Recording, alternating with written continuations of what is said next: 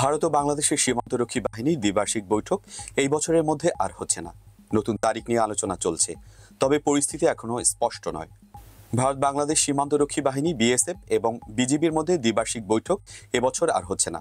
এটি হবে প্রথম বৈঠক, যা বাংলাদেশে রাজনৈতিক পরিবর্তনের পর অনুষ্ঠিত হবে। প্রতিবেদনে থাকছে বৈঠক পিছিয়ে যাওয়ার কারণ এবং এর প্রভাব নিয়ে বিস্তারিত।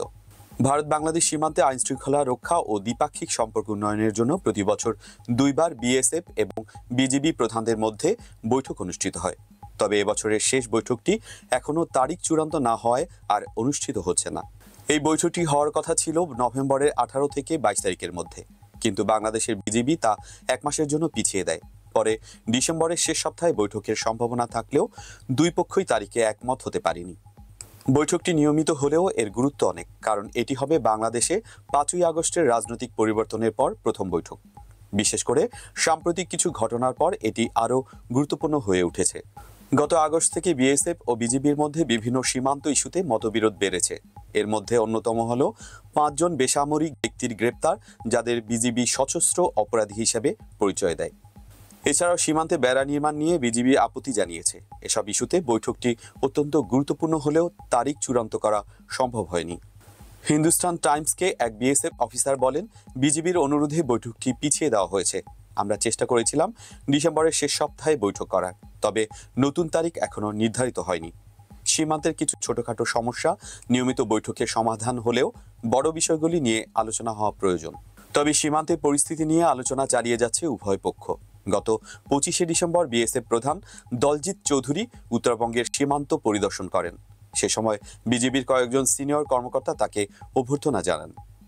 বিএসএফ প্রধানের পরিদর্শনকালে উভয় পক্ষই সীমান্ত পরিস্থিতি নিয়ে আলোচনা করে।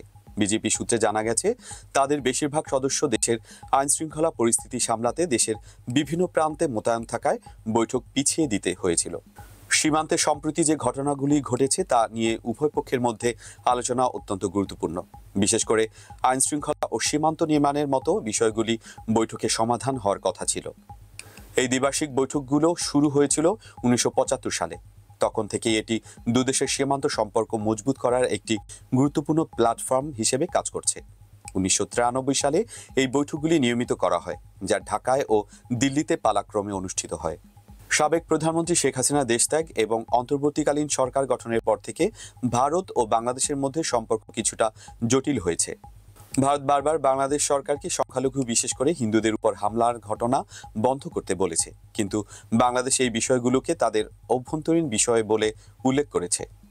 এমন পরিস্থিতিতে দ্বিপাক্ষিক বৈঠকটি উভয় দেশের সম্পর্কের ভবিষ্যৎ নির্ধারণে গুরুত্বপূর্ণ হতে পারে। বাংলাদেশ ও ভারতের মধ্যে দীর্ঘ সীমান্ত রয়েছে, যা নানা ইস্যুতে জটিল হয়ে ওঠে।